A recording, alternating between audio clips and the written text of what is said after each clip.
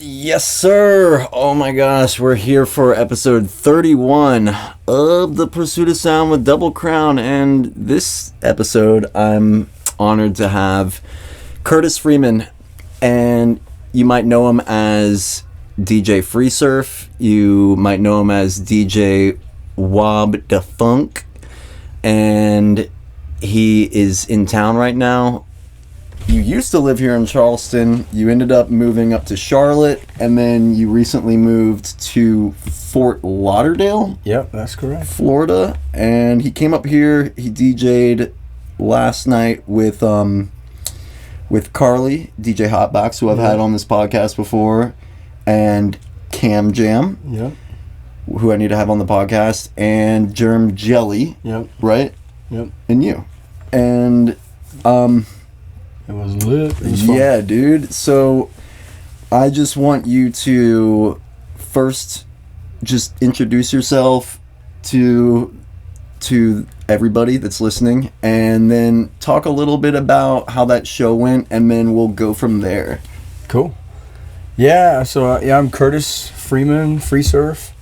The name actually obviously comes from my last name. No, my AOL name was FREESURF.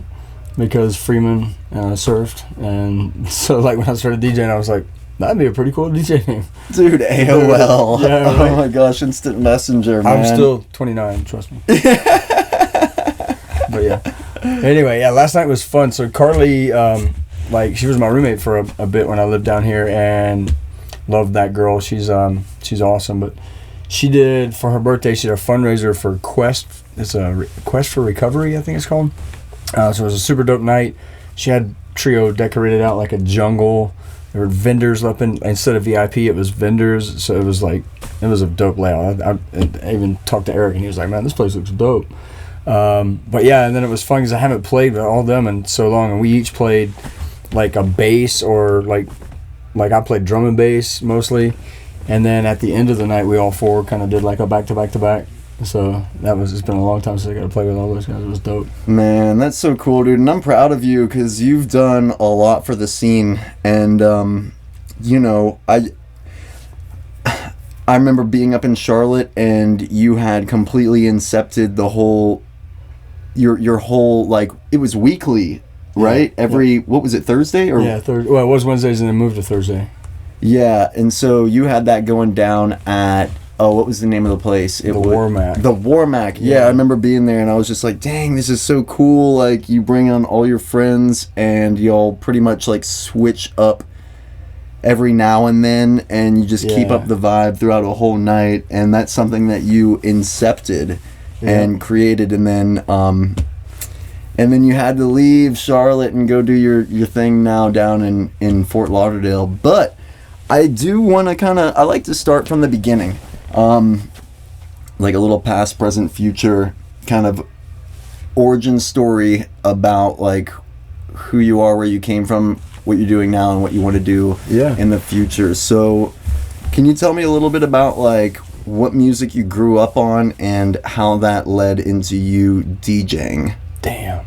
I know, it's kind of a lot. If you give away my age now. Spark notes it. Bruh. No, I was a surfer punk, like surf punks, skater kid, like everything from REM, U2, Depeche Mode, like all that stuff through high school, and like even like on the punk scene, like Nitzareb, some like industrial stuff, and yeah, I just loved everything. I loved live music, rock and roll. I remember being like a 16-year-old kid, and we would go to like warehouse parties, and it would just be like our friends and punk bands, and like I was tiny, so I would fucking crowd surf, and everybody would throw me all over the crowd and shit. Wait, where was this? Where'd you grow up? Myrtle Beach. Oh, you actually grew up in Myrtle Beach? No way. Yeah, this is back before we made it dirty. Before it got dirty Murdy. That's so cool, man. Wow, because like Myrtle Beach it's come a long way, and I remember one of the last. I've even done a warehouse party up in or attended a warehouse party up there that AG put down. You remember AG? Yeah, I think so, yeah. He's the dude that he tattooed this on me. Yeah. And then he also gave me this tattoo as well. But yeah, I love him. I'm really proud of him as well. But yeah, he would be throwing those shows with like Jay, DJ. He's Stanton Underground. Kinetic, aka Kinetic, Kraken. Him and I got collab tracks and stuff. But so dang, dude, you were doing it like that up there then. Yeah, back in the day, a couple years ago. Oh my god, a couple years ago. And then how'd that bleed into you? That's got to lead into DJing. All right, so then this is weird though. My first time DJing was on vinyl. I was 18 or 19 years old, and I won a volleyball contest at a bar that had some volleyball courts out back. And one of the prizes was a free membership to the bar. It was a private club, and so we won the contest, got the thing, went to the party that night at the bar, and then they never asked me for ID. So for like 3 years, I'm going to this bar, and then like the week before I turned 21, the owner was like, "Yo, I found out your birthday is next week. You're turning 21." It was like he had no idea. Oh, you're like, But their DJ for like the last 5 years, whatever, was like moving on, started a new career. So he taught me how to play vinyl, and so on Wednesday nights I did like what do we call it? I can't remember what Wednesdays was, but I played like my shit, like Hoodoo Gurus, REM, like all the really good shit. And then on Saturday nights, I had to do the Saturday social scene. And so I had to DJ, like, I would get asked to play fucking Can't Touch This, like, 12 times a night. oh, it was my like god, MC Hammer? Yeah, all that shit. Like, Get out. It Takes Two to Make a Thing Go Right. All that. Like, that was the shit I had to play. And then, so then that probably lasted a year. Then I moved to Columbia. I was going to school at USC. Oh. And my roommate and his brother, like, randomly opened this bar called The Cellar. And this place was dope. It's kind of like an underground, and they painted the whole entire inside black, and they put a fence around the dance floor. So Saturday nights, I was like the fucking industrial. Like I'd play like 9 Inch Nails, Ministry, like Nitzerev, like all the like really heavy stuff. And like, were you still on vinyl? Yeah, that was fuck that. Don't tell the age, but that was like early '90s, mid '90s. Dang. Yeah, and you were actually having to switch out these vinyls. I couldn't even do it now probably because but yeah, like that's so OG, having to like dude. Speed the shit up and everything. So OG. I didn't even know that until just now. I don't think in this actual moment. I never really had this conversation with them. That's crazy because like you would have to carry around all that weight of vinyls, and like then not only that, but like you'd have to sit there. What, did you have like a freaking crate thing? And then you actually so at both situations for me, because I wasn't like a DJ traveling around with a crate full of, like when I was playing at Sandpiper, that was the name of the bar when I was young, they had all the records, that they already had, and if I wanted some stuff, they would give me the money to go buy stuff. So wait, they had records in-house when you would play at bars back then, like they were like, this is what you're playing. Yeah, well, they the shit that everybody wanted anyway, like it wasn't like, so I wasn't like Jamie Jones traveling the world playing my vinyl. I was kind of like if you're playing like open format around here, you're like playing at the bar, but before USBs they would already have their albums or whatever. That's kind of I didn't know that, dude. Yeah. And then so you would just basically like the house would have their record stash collection, and then I would go out crate digging and stuff and find some cool shit. Like I really loved playing like the industrial and like the punk stuff. Dang, it was fun. And like having to like actually like put the record on the jog wheel thing, and then like actually like so like you would just have like the headphones in and like sit there and make sure you got like the beginning of the track right, and like see, that's one thing I've been completely disconnected from is like the actual OG beat matching of actual physical vinyl records and stuff like that. Yep. I mean, like I think about it now, like I know like Ariel Dami is really good at like scratching into songs, but I've never even fucking really scratched in on a CDJ, like it's just I don't even think about like playing it like an album. Because I tend to loop in and stuff, but you could if you really wanted to like scratch in, you could start tracks, like you did on vinyl. That's crazy. That's what the vinyl mode's for, dude. Yeah, I know, right? Yeah. It's just like we don't really know the way that used to be fully, and that's just so much more respect on the game. Bro, I have a crazy theory on that shit. So, like, especially when it comes to dance music, like house and techno and stuff, like when you're in the crowd and you're listening, like there's like effects that you hear and it's like, oh, that sounds dope, like delays and reverbs and shit like that. So think back in like 70s, 80s when they were like making house music and like on the fly with albums, like it wasn't easy to be on beat.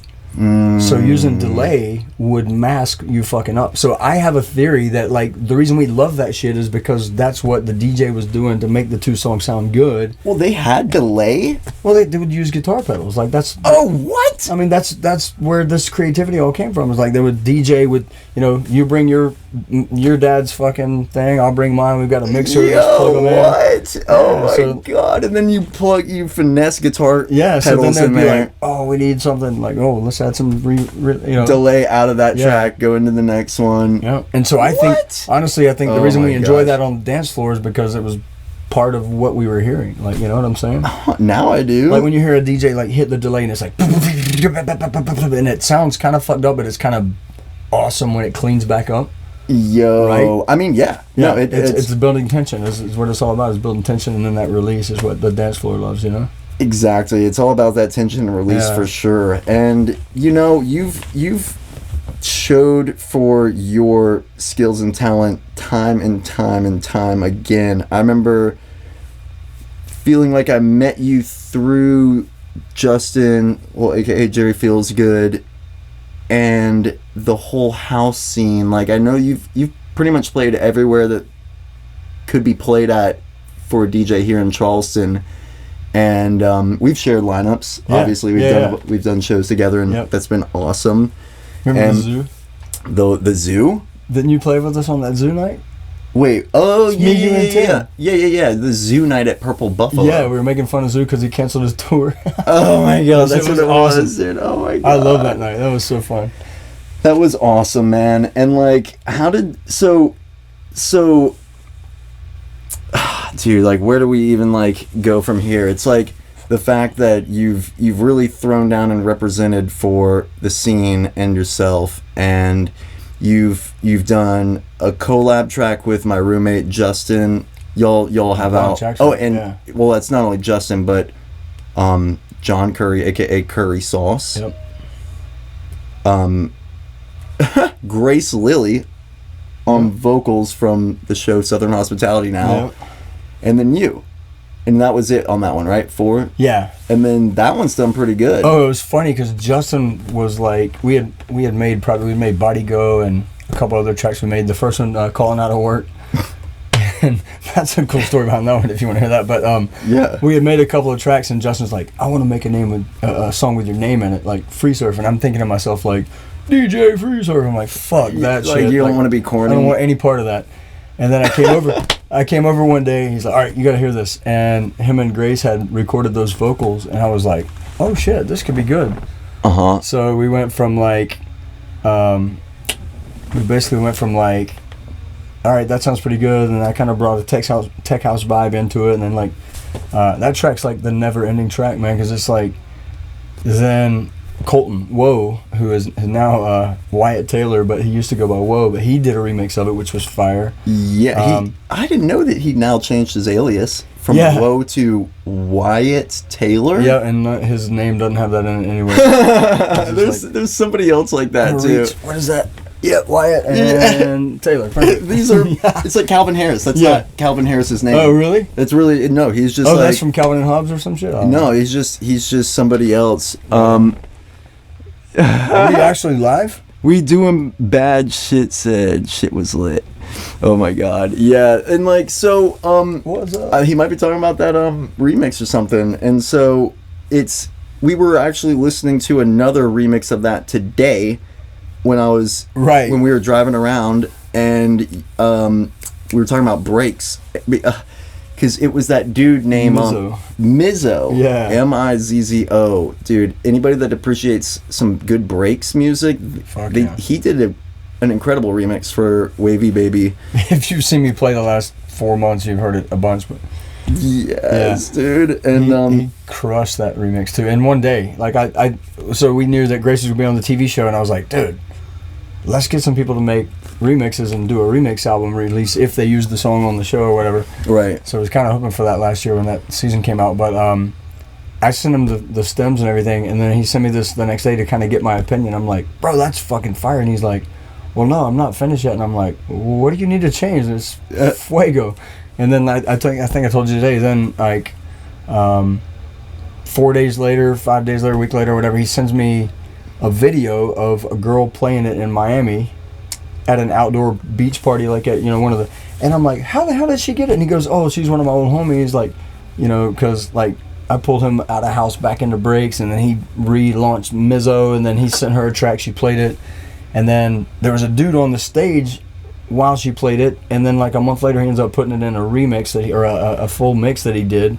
Oh yeah, the ill Chris B. He's like an old school breaks guy, and like Skitch from Charleston hits me up and he's like, yo, my homie sent me this mix. He's gonna put out a mixtape, and like the first song was Wavy Baby, but it was breaks. And I was like, dude, Mizzo just remixed that like 2 weeks ago. Yeah, like so all this at once. Yeah, just fire. That song's so fire.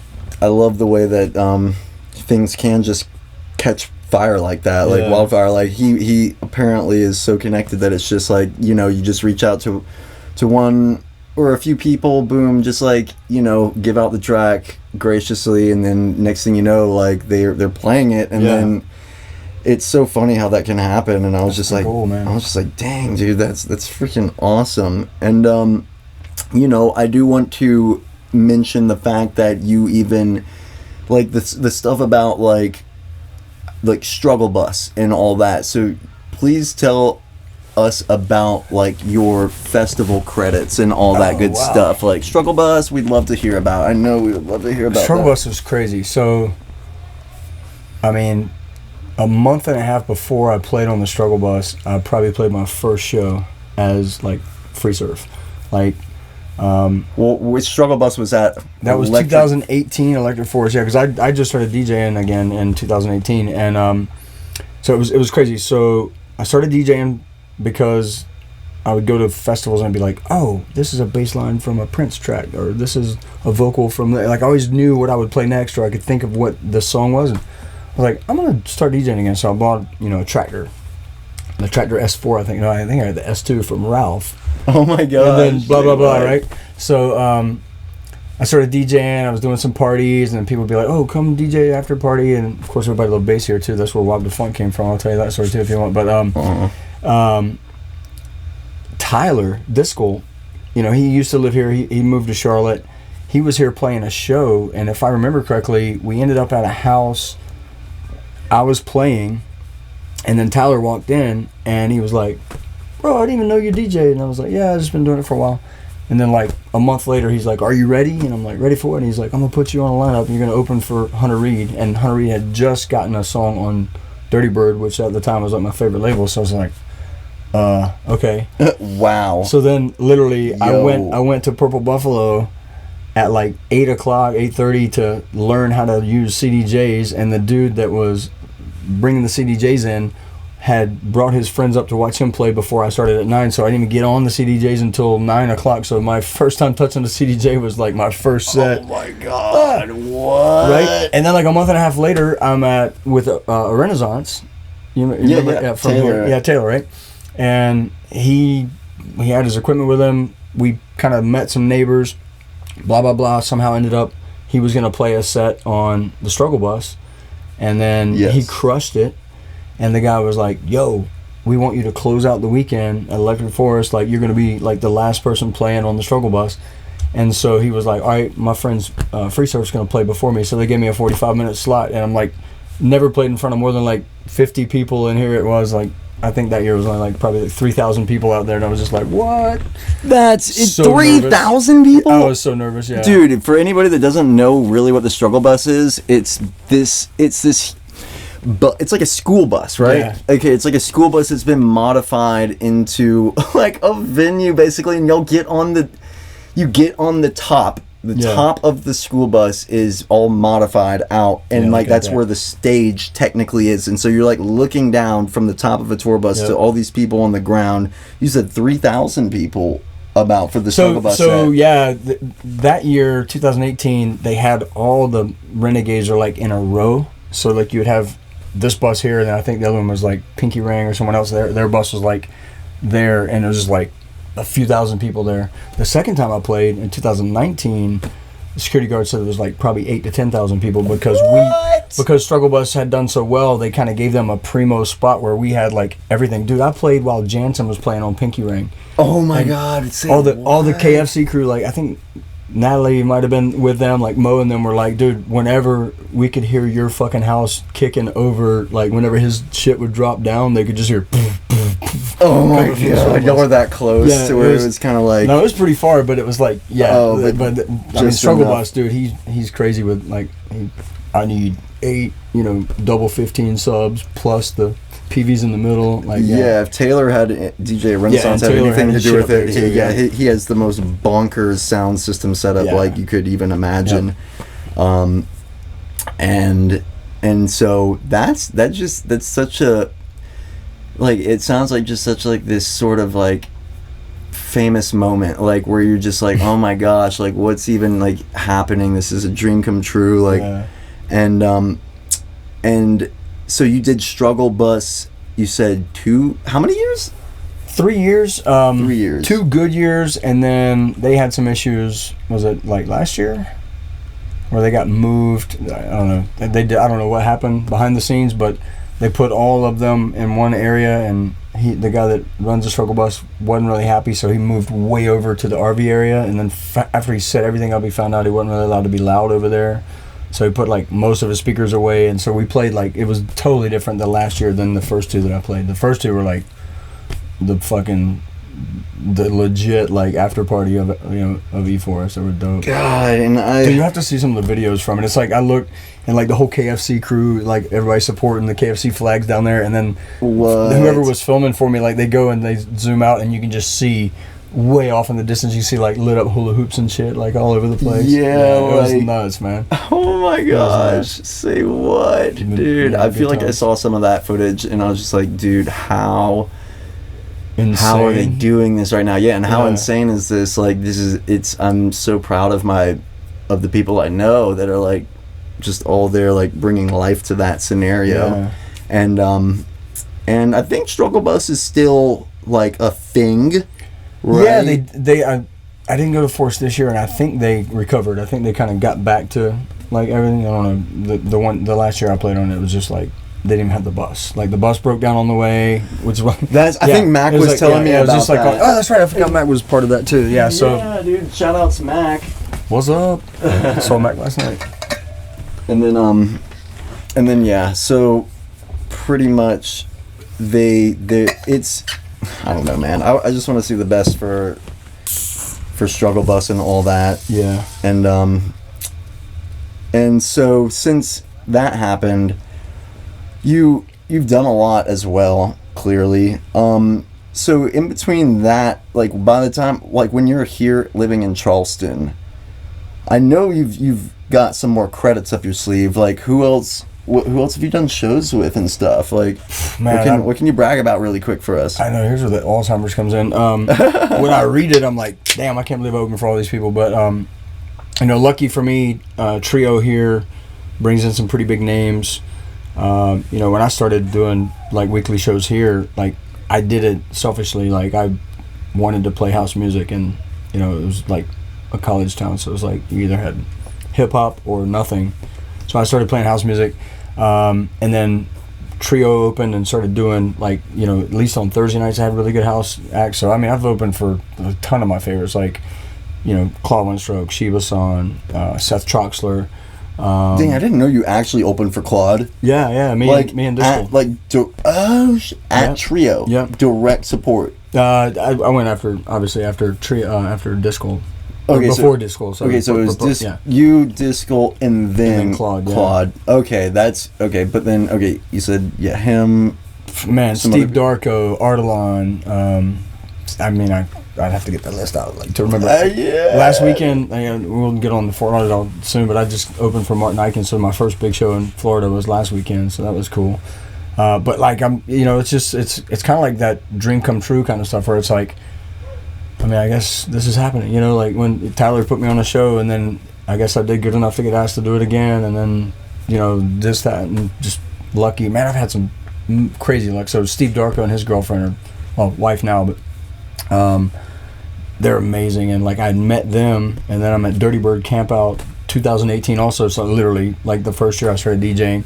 The West Coast one? Yeah, West Coast.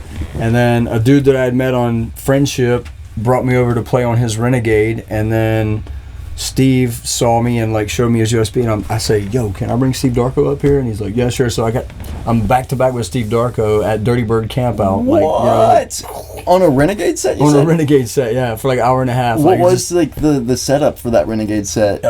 4 picnic tables and a white pop-up tent and CDJs. Like, what? That's what Renegade is, man. Yeah, like, no, that's like everybody, because the Renegade set that you were showing me about what you did at that was Camp Dirty Bird Camp in Florida. Yep. Orlando. Yeah, that's, dude, so I'm just like so lucky. Like honestly, sometimes the Renegade stuff is for me more fun than like the main stage opening stuff. But 2 years ago, me, a couple guys from Charlotte, like we all had our equipment. It was actually Wyatt Taylor.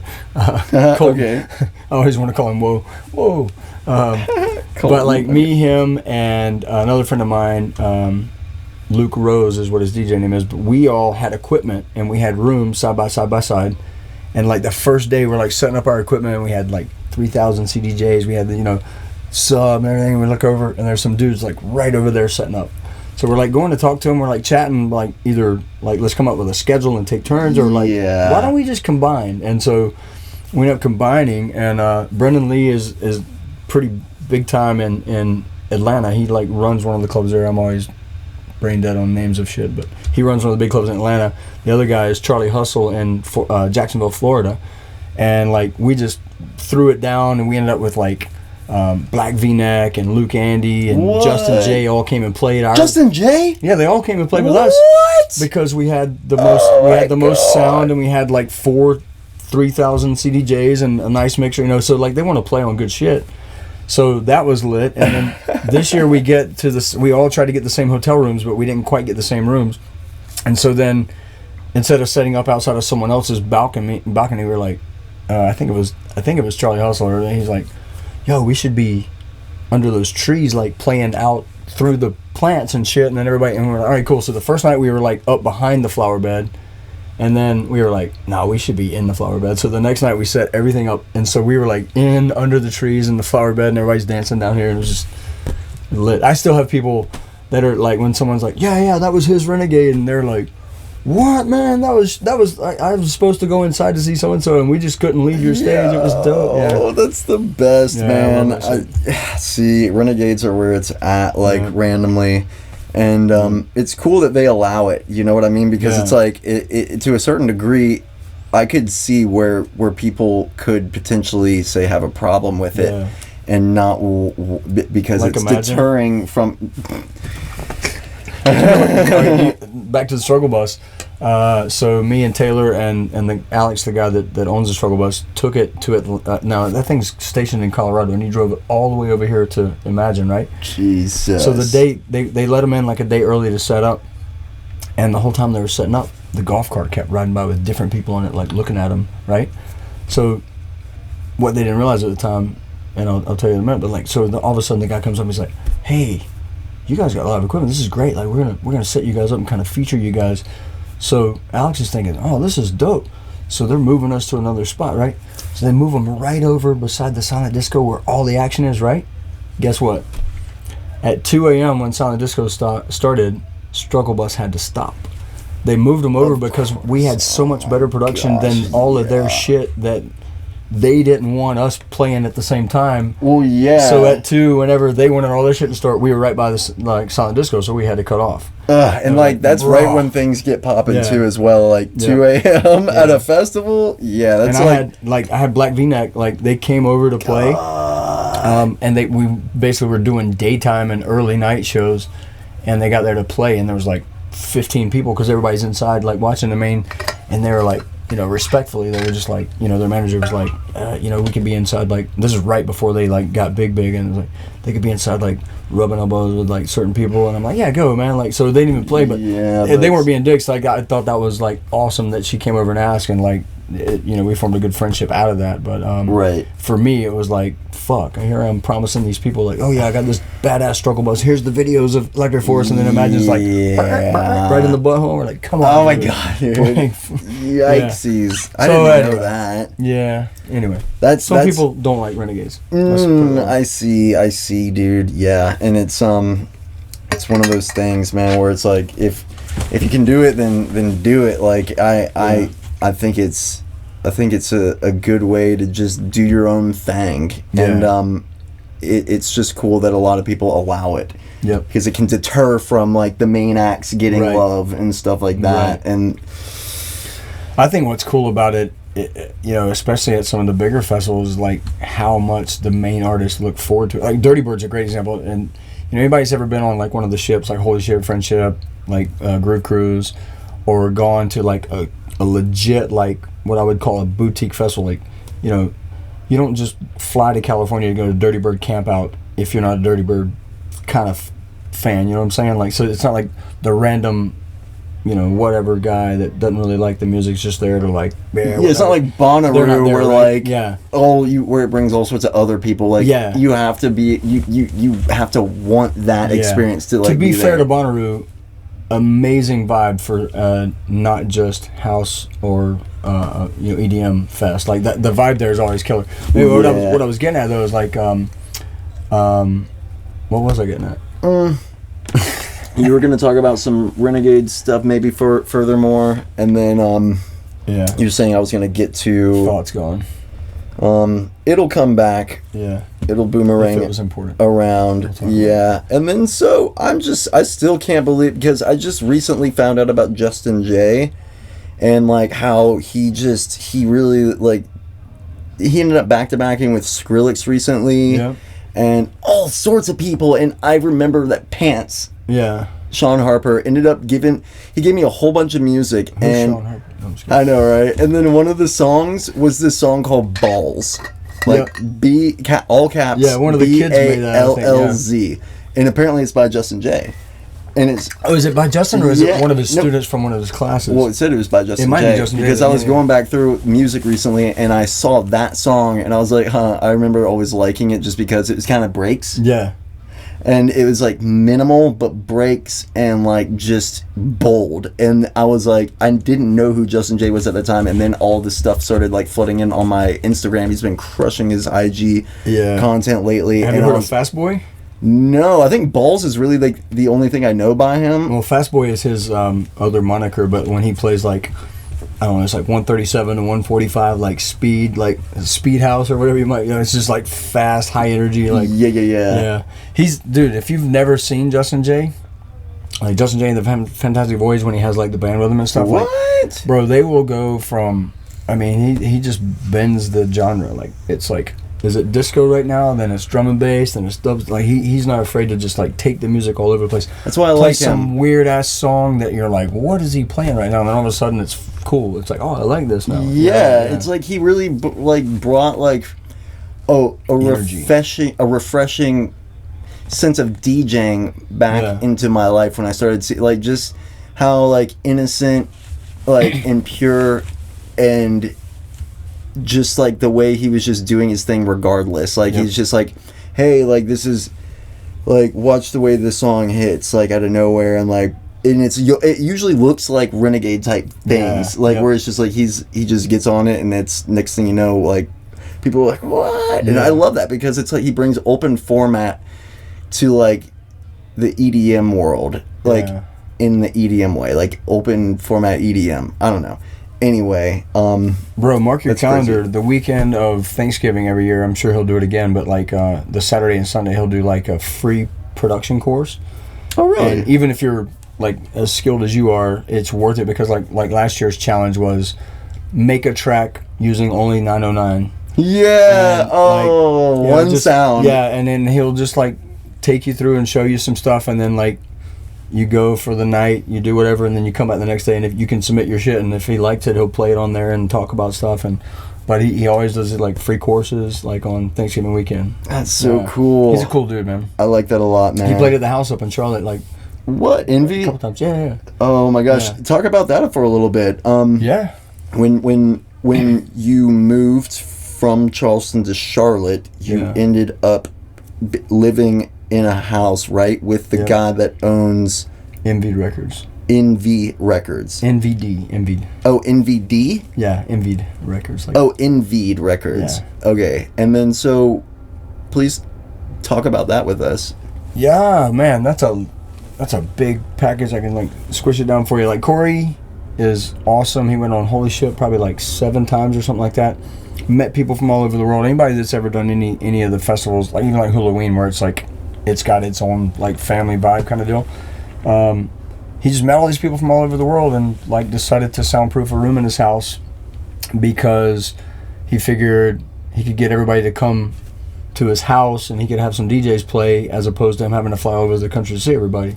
Like, literally, you can read in, like, DJ Magazine, like, they've done interviews on him. And, you know, he would, like, some artist would be playing in Charlotte and he would walk up to him after and be like, hey, here's a picture of my house, you want to come back and play? So people just come back to the house and play. And it's kind of funny too, like, that parlayed into him, like, starting a record label and just, like, homies supporting homies. Like, man, Ship Fam, like, all goes out. Like, so when an Envy song, same with, like, Groovy Ball with Tyler, like, the fam goes on and buys it and all of a sudden it's like top 10 on the Beatport charts or number 1 because the fam goes and supports, you know. But shout out Disco. Yeah, right. That man got me started. But yeah, so the house is dope, and you know, he'll do, like, shows where he actually pays the artist to come. Like, pre-COVID, he had a floating pontoon boat with speakers and shit on it, and so the day party would go from, like, noon to 6, and the DJs would be floating out in the water, and everybody would be on floats or on the island, and then at 8 o'clock at night we'd come back to the house and do. So I used to go up there once a month for Envy shows. And one night Green Velvet was playing at the house. Wow. And I was just like, this is amazing. And I was, like, talking to Corey and I put my arm around him and I was like, bro, if anybody ever moves out, I want to move in. And he literally looked at me and he's like, Cheechmo's moving out in June. And this was like February of 2018 or 19. And I'm like, are you serious? And then, like, maybe the next month or whatever, I was back at the house for a show. And after all the main DJs play or whatever, then it's like whoever wants to play jumps up there. And I got up there. I don't even think anybody there knew I DJ'd. I used to just go up there to, like, enjoy myself. And so I'm, like, DJing, and then I finish, and people are like, oh, my God, that was awesome. And you're moving in? And I was like, what? Like, oh, you already, like, started saying it? And, like, Corey told everybody, like, yeah, Curtis is moving in. And I was like, I went up to him, I was like, were you serious about me moving in? He's like, yeah, are you moving in? I'm like, I guess I'm moving to Charlotte, fuck it. So, like, I went, yeah. That's how that, damn. Yeah, so I went, and then I actually came back here during COVID because the whole city, or the whole state of North Carolina was shut down, so I came back and worked here.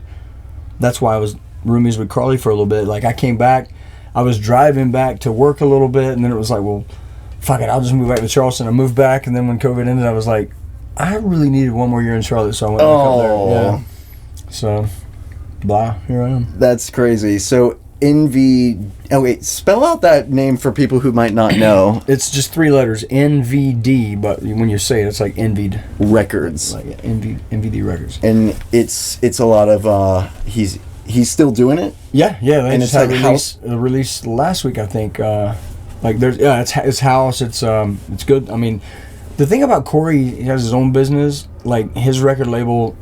I don't even know if he's ever made a penny, and if he gives a hell, he doesn't care about the money.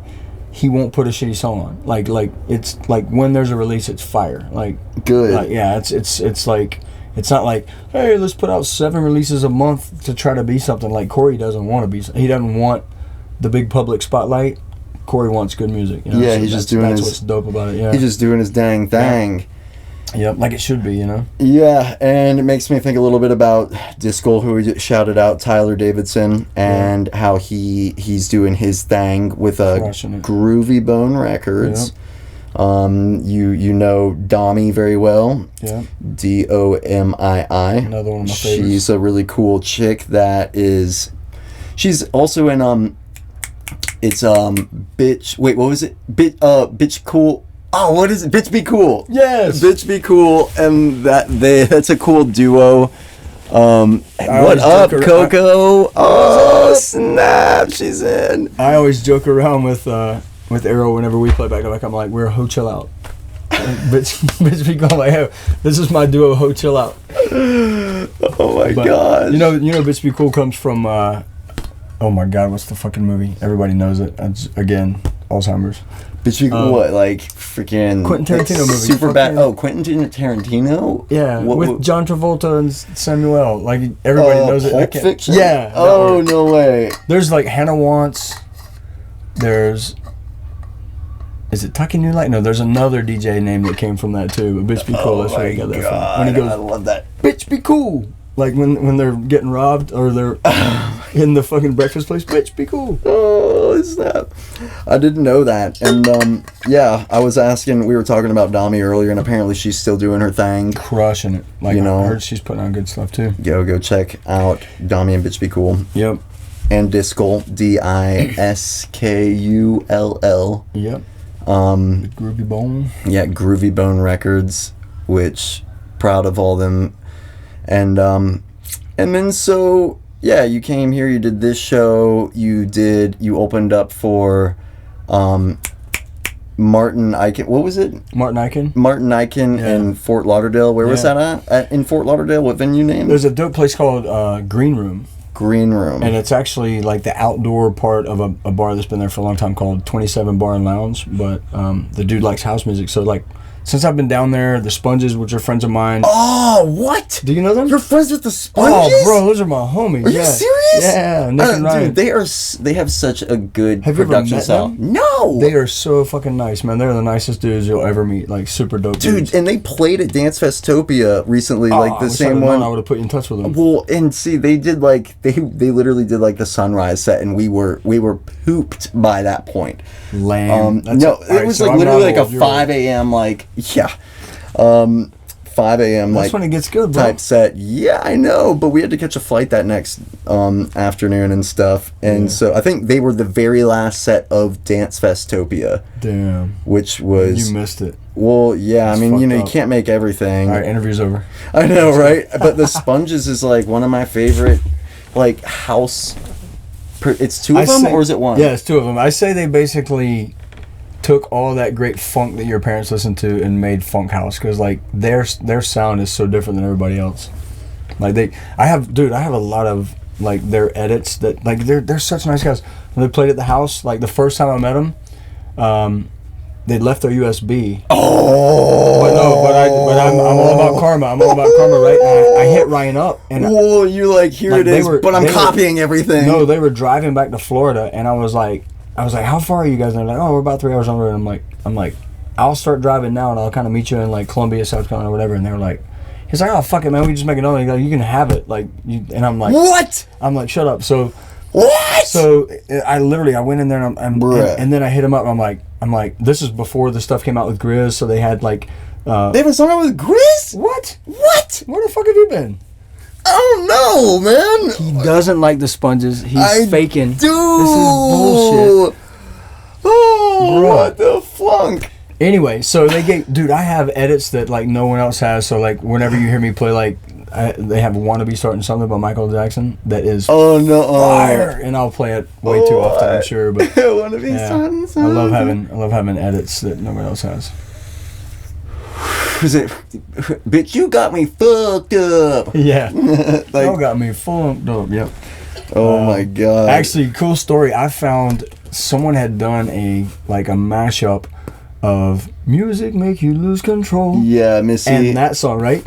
And I picked Ryan up one time.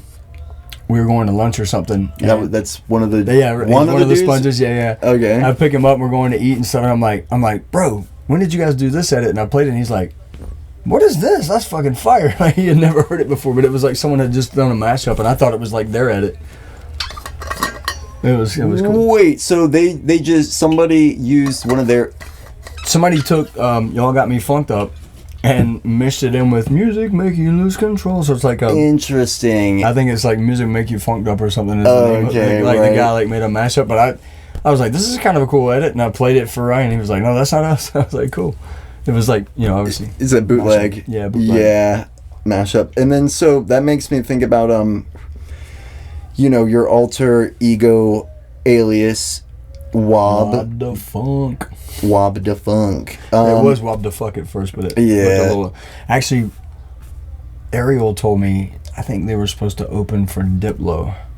And Diplo's management called and said they couldn't because the name was Bitch Be Cool. And like it was. Are you serious? And right at that same time, I was thinking to myself, if I do something. Well, I thought it was an exclamation point for the I. And, right, but and so I thought to myself, well, Wob the FCK is a little bit aggressive, so I changed it to Funk then.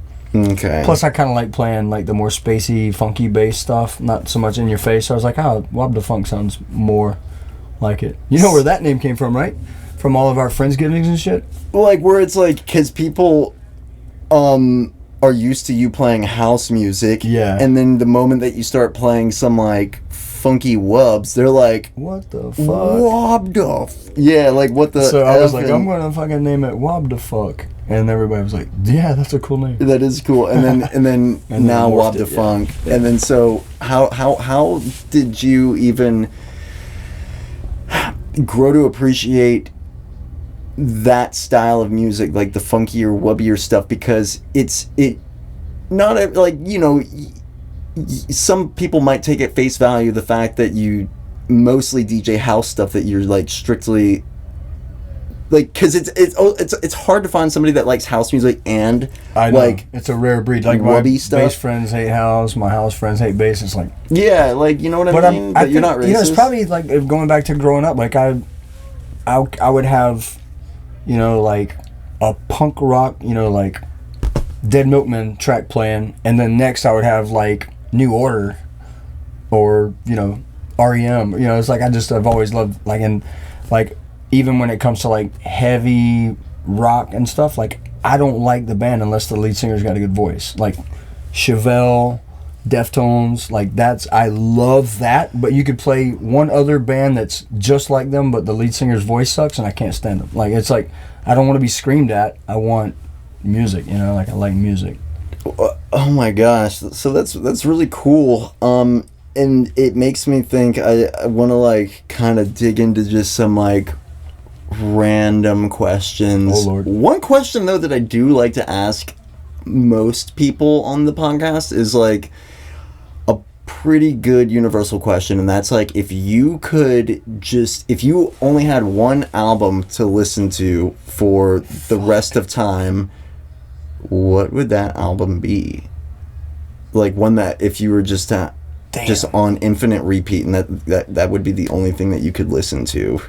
Bro, that's a tough one, because I've had so many, you know, those of you guys that weren't lucky enough to grow up when CDs was the thing, like, oh yeah, compact discs. My problem used to be, if I didn't get to the eject button before the first song started again, I couldn't take the CD out. Like, I had so many CDs that I loved, and like my goal would be like, oh, that's in the last track. I needed to get it out so I could play another CD, because as soon as the first song started, I'd be like, I gotta listen to this whole thing again. Oh, it's so good. Yeah. So that's a hard question for me, and I'm so non-committal. You can tell by how often I move.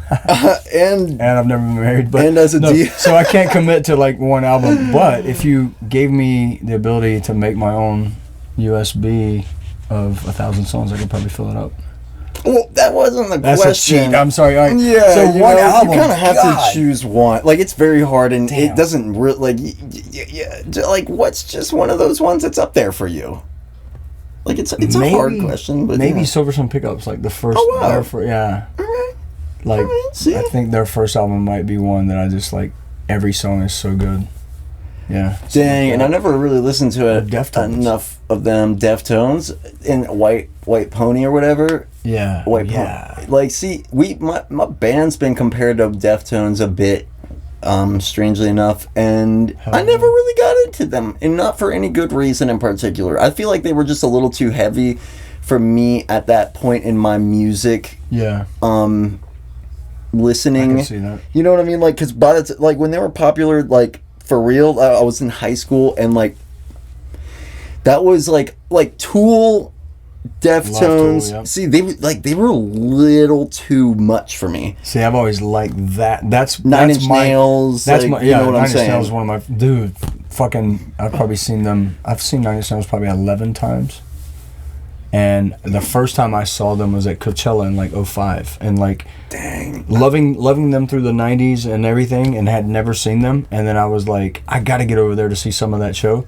And when I made it over there, there was 80,000 people, and I was way back in the back. What? That's so many people. I don't know how many people were at the festival. It seemed like everybody was over there trying to see Nine Inch Nails. Oh yeah. And so I was so far back, but they had these big jumbotron screens, and when Trent Reznor would sing, it would zoom in on just his mouth, and like, I was just like, right, damn. And so then I went home, bought any album that I didn't already have of theirs, and basically was like, holy shit, I got to see them again. And so they were coming back to, and this is when I lived out in California, and so they were coming to San Diego, maybe like, this was like, when is May, I think, Coachella, so this was like, maybe they were coming in like August. So I bought tickets, I go to the show, and if I remember correctly, it was like Queens of the Stone Age might have opened. Oh wow. And then someone else played, so it was like, you got, you know, an hour of this band, hour and 15 minutes of this band, and then Nine Inch Nails came on, and they played about hour and 45 minutes, and like right in the middle of a song there was no drum, and Trent Reznor looks back and he's like, we'll be right back. And so like we're all sitting out there for like 20 minutes of silence, and everybody's like, what the hell is going on? The drummer had like a heart palpitation, and they were checking him out, right? So Trent comes back out and he's like, we're still working on some things, you know, he's gonna be fine, he may be able to continue, they're doing some tests on him right now. So then they come back out like 20 minutes later, and they're like, listen, we can't finish tonight, so on your way out, make sure you get like your ticket stamped or something, but we're coming back November. Like their manager had already found a date, they were coming back, and it was free to come back. And I was like, wait a minute, I've already seen a full concert. Nobody gives you an hour and 45 minutes. So then I go back again, and they had, and of course you think also they're not going to pay someone to open for them because this is a free show. Come back, and they had this guy named Saul Williams. He was like I don't know, like a positive hip hop kind of artist that was phenomenal.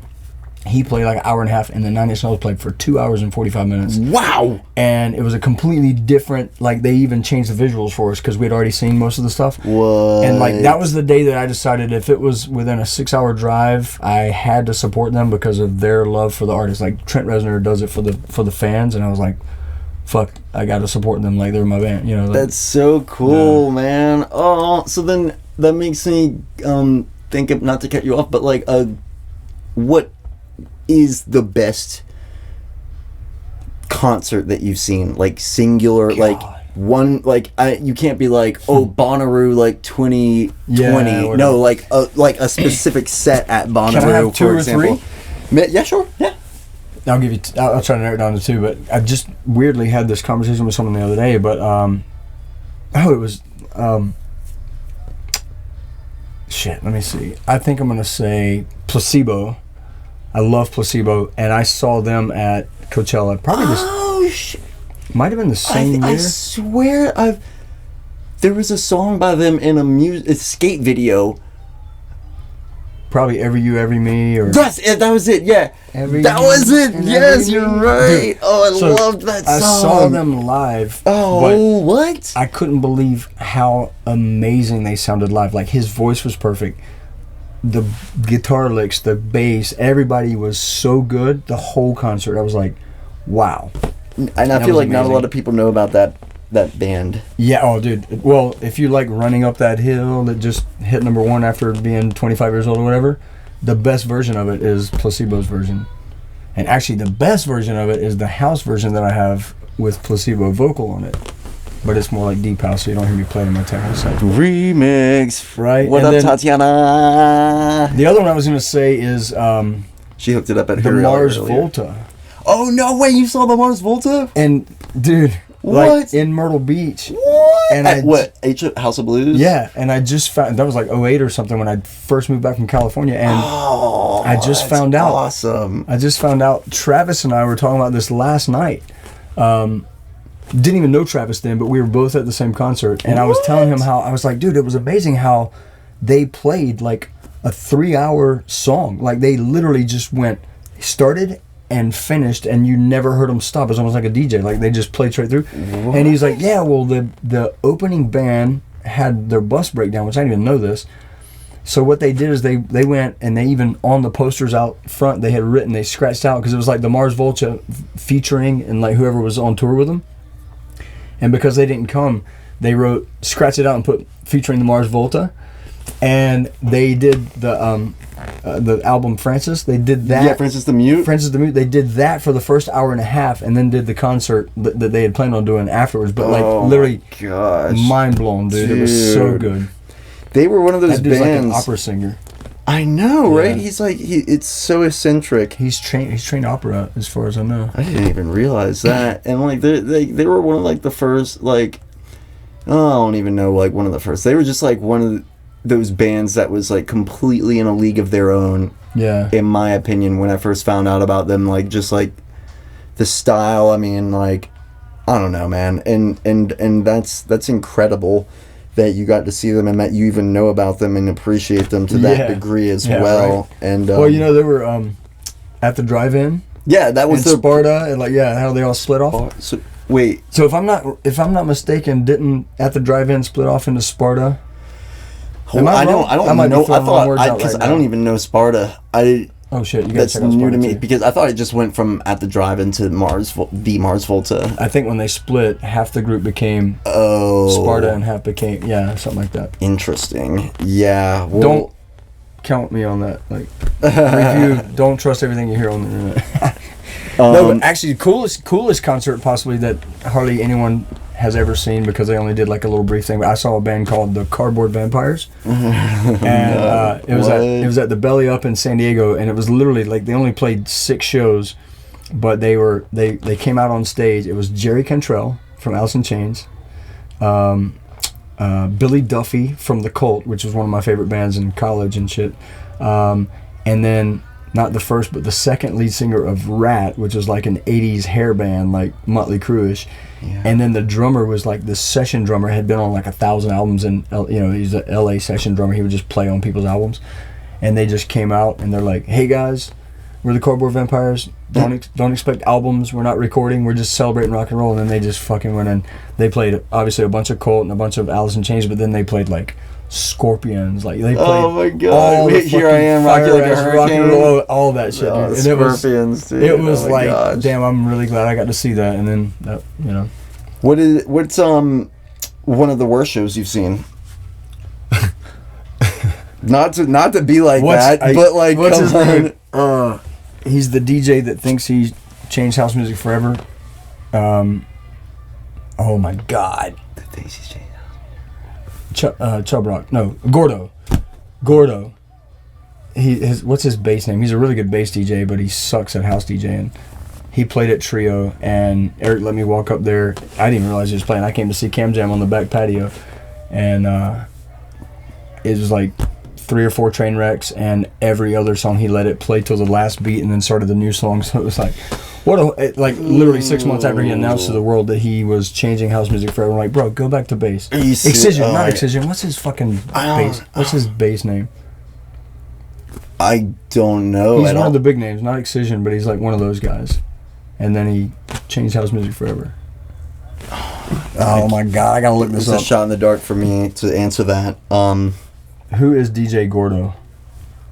It's gonna blow your mind because you're gonna be like, oh shit. Well, it's 111 Make-A-Wish. Oh, nice. Good timing. Who is DJ Gordo?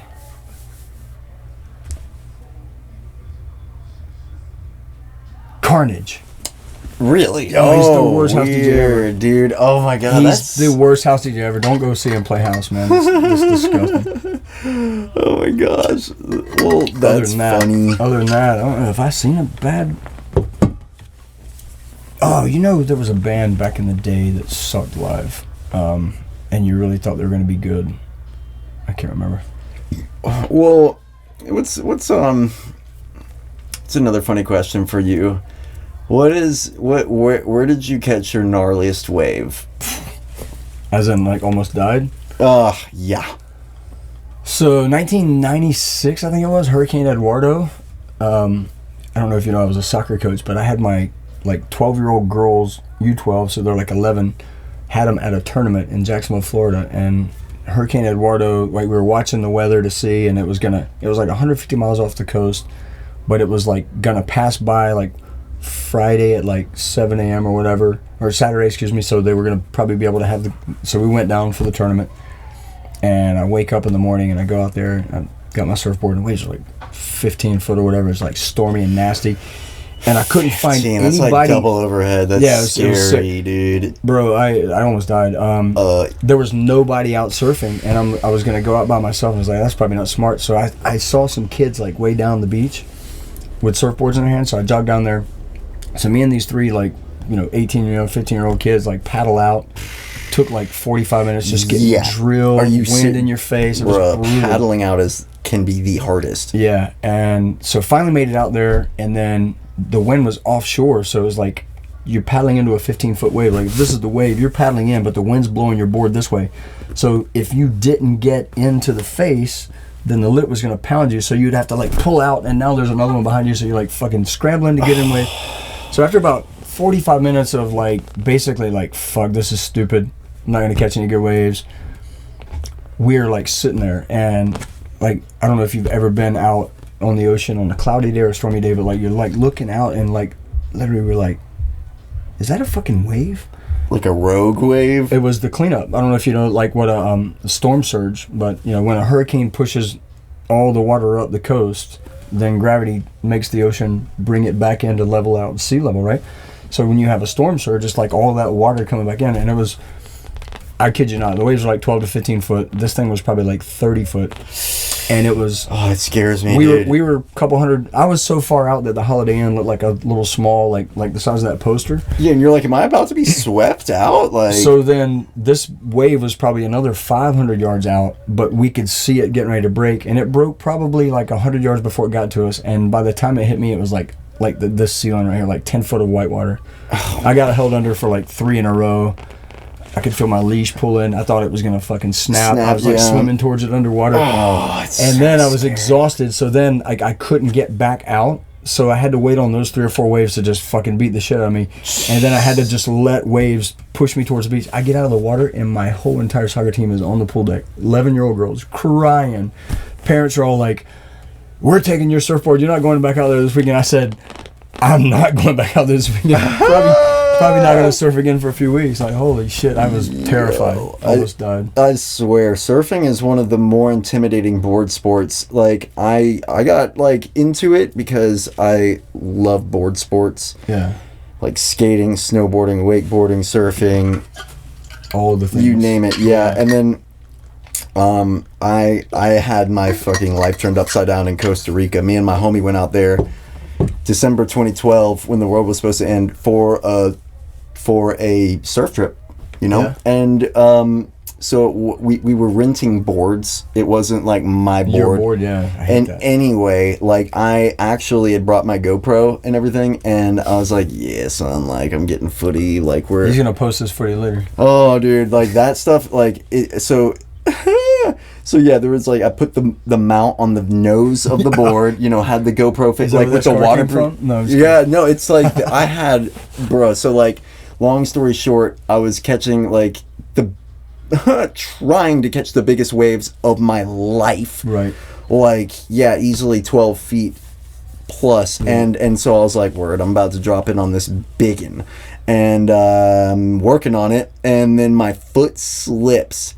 Ugh. Like the wax wasn't enough, like, and it just slips in my head, my right here in between my nose. It hit the GoPro, and the GoPro fell off of the surfboard.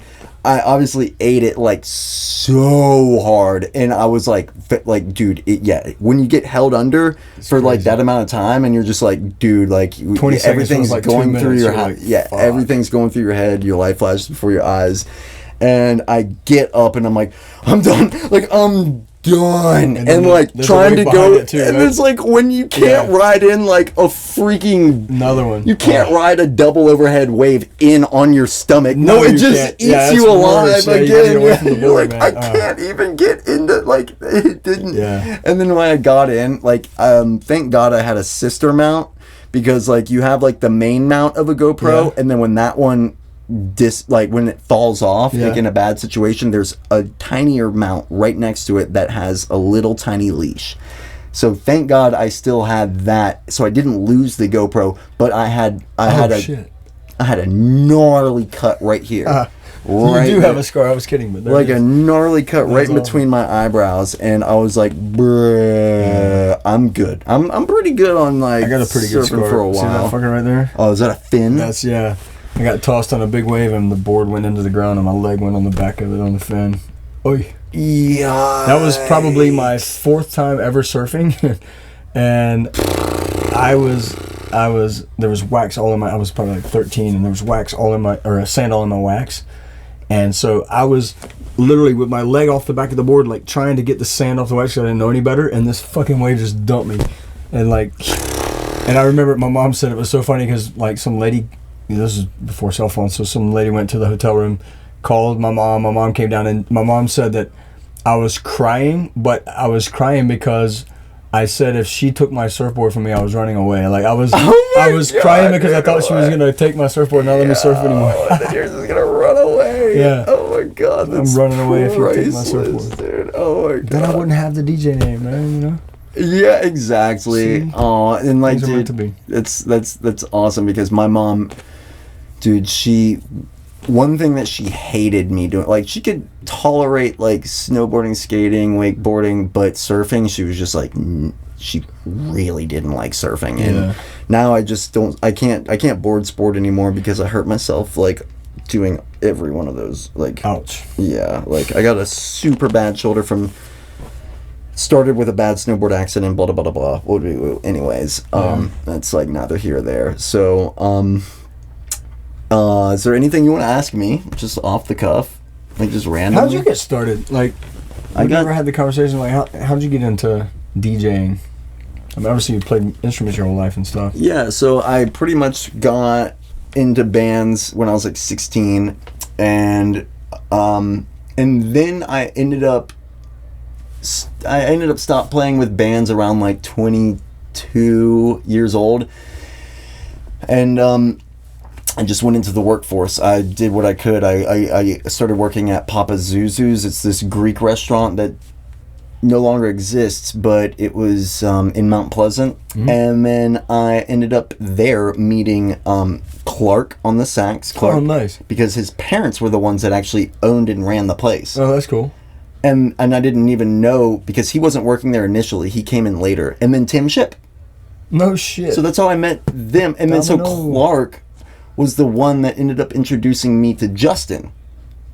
They put me on, I remember just working in the kitchen, cutting it up, like I did front and back of house there, and like we would all, like, they would be listening to like, you know, EDM, and I didn't know what it was. Right. And they put me on it and I liked it. And I was like, this is kind of crazy. I'm like, what? And then like I figured out like that it was producers that made the music in these programs. Yeah. And see, I already dabbled with like a few digital audio workshops, like Reason and Fruity Loops, and then so I ended up like digging into it deeper, and I'm like, okay, like this kind of blends into this whole thing about DJing, which I didn't know what a DJ was, right, like at all. And so that was like very eye-opening, and I was like, wow, like I think I really like this. Like, and I think I would be willing to go for it. And like, I'll never forget, like, dude, when you call your mom to tell her that you're gonna like be a DJ without ever DJing, like, I was like, Mom, like, I remember it like clear as day. I was living on Folly at the time, and I just remember like being like on the porch and just being like, Mom, I want to be a DJ and a music producer. And like, I don't even know what would be running through her head at that point, just being like, okay, like, you know, my kid is in his like early 20s, like, well, try it when you're in your late 40s. By that time your mom's like, whatever, go ahead. My mom's so funny. She's like the first one to comment on all my Facebook shit. She's always like hearts or something. I'm like, yeah, dude, exactly. And it's so funny because like, you know, it wasn't really like, there was like at that age, you know, they're like, all right, kid, like, you know, maybe you should be a nurse, or like, they're always like, get into real estate, or like, you know, there's a bunch of other things that are at like in demand that you can do decent with. And I just remember being like, it just hit me like a ton of bricks, and I was like, no, I'm gonna do this, and I'm gonna get a DJ controller. And it was like that's basically the way it was, man. Like they put me on music, then I ended up meeting Justin. Justin ended up inviting me to live here at the house. Like I had already gotten my DJ controller before then, been working on it, started getting into the scene. I was watching DJ United, Wade Walker play out like at Boone's and like in Midtown and Sparkbox. I was watching them. They were the pioneers of that time, and I was like, what year was this? That was like 2017, 2018. Damn, because I moved here in 15, so shit, you started right before me. I started DJing, like right when I was like 27. That's pretty dope. And pretty late in the game, but yeah, and then that ended up going into like getting Ableton and working on music productions and like all that stuff, and like, you know, it's a long journey. From then, it's been about 7 years since then. 27, now I'm 34. Yeah, so right. yeah. Fucking time flies. Yeah, dude. What let me get a few more funny questions, and like what's just something quirky? Like what is what's your favorite food? Damn. I'm non-committal, bro. It depends. I'm just kidding. Tacos and pizza. Yeah. Or pizza tacos. Do you like Taco Bell? No, hell no. I don't. Dude, my advice to everybody is I look about the same as I did in 2000, and that's when I stopped eating fast food and sodas. Like, I legit get off the fast food shit. Eat real food. Mike Wish, what up? Wishman? Yeah, he just joined. What up, dog? Yeah, Holy Tech Collective, basically represent. Actually, I had my Holy Tech Collective shirt last night. I forgot to put it on because when I got here on the flight, I just went straight to the venue pretty much, and like I found that shirt last week. I was like, wait a minute, I'm going back to Charleston. The whole crew wear the Holy Tech shirt. What's your least favorite food? Fuck. What do I hate? Blue cheese. Yeah, I don't like blue cheese either. There's mold in it. It came from under toenails, right? I don't know where it comes I think from, so. but yeah, it's got to be toenails. It's got to be under disgusting. toenails. That's like the origin. Can you imagine the first guy's like, what is this under my toenail? Oh, it's blue cheese. Tastes great. Let me put this on crackers. Ugh. I see eye to eye with that. Yeah. Oh my gosh. What's your favorite artist right now? Damn. I don't know. Fuck. I don't know. Like, I literally, like, the day of a show, even though I have 10,000 tracks, I'm looking for like 10 new tracks. Like, I'm always like on the search. So who's my favorite artist right now? I love like Jamie Jones. I love like Damian Lazarus. Like, I'm really like, even though I play mostly tech house, I get booked to play most of that. I love playing like more of the deep, like underground stuff that like no one really gets to see me play unless they've been at Envy Lounge at 5 a.m. or one of my Renegades or something. So I really love the deep stuff, man. Like all that, like just take me on a journey for 2 hours kind of music. You know? Yeah. Well, what's your dream, show? Like, what would be your dream? Like, if you could design a whole like where it'd be like, yo, it's me and like, yeah, like the Dirty Bird and friends, stuff, man. like at this certain venue, like what would it be? Like us on a cruise, like, you know, or like what's the dream lineup in venue? I mean, if it was gonna be like the dream, it would be like 1 week on an island that had good surf, and it would be FREESURF and friends, and it would just be like all the homies, and you know, it'd just be like all the homies, like the ones that don't play are there, all the cool people that are vetted by them, you know, like only invite good friends, like don't invite your douchebag friend, you know what I mean? Yeah, dude. And then it would just be music 24 hours a day, and I would play at least 5 times a day. I just played a friend of mine's. So some friends of mine got married last year, Carly and Jake. So they called it Cake by the Lake, and they basically just did like a festival, like a camping festival for their wedding. And their family came. Their family was like all into it, but they met at a festival. So like, so I just went to Canada and played it like 3 weeks ago, and it was like they're gonna make it a festival now because like everybody, we had like I don't know how many people there this year, maybe like 80, but we're all saying like next year bring like 5 people that you think are dope, and just keep running. But like, dude, I think I played 14 hours in 3 days. Like I played techno one night. I played a sunrise set for like 4.5 hours. I played a sunset set for about 4 hours, a little back to back with somebody, a couple of people.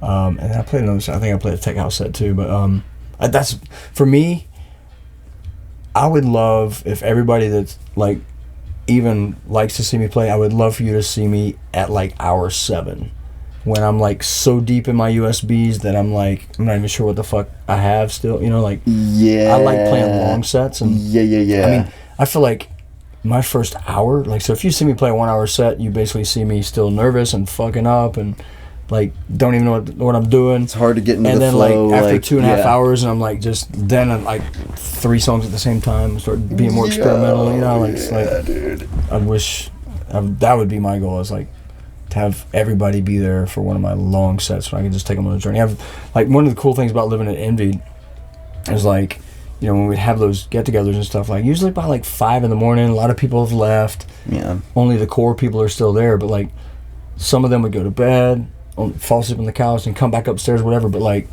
I would go to bed and take like a 2 or 3 hour nap, and then wake up, and then I would play all day Sunday. Like sometimes some of my best sets would be Sunday afternoon at 4 p.m. and they're like 4 people watching me play, and I'm just like all over the place. Yeah. It'd be like that, man. That's what I love. That would be.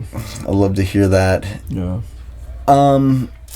What is your, what's like your favorite pair of shoes to wear?